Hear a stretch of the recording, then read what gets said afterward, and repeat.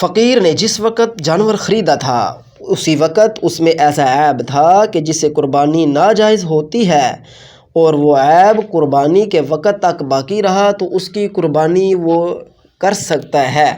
اور اگر غنی نے عیب دار جانور خریدا اور عیب دار ہی کی قربانی کرے گا تو غنی کی کردہ یعنی مالک نصاب کی کردہ ناجائز ہے۔ اور اگر عیبی جانور کو خریدا تھا اور بعد میں اس کا عیب جاتا رہا تو غنی اور فقیر دونوں کے لیے اس کی قربانی جائز ہے۔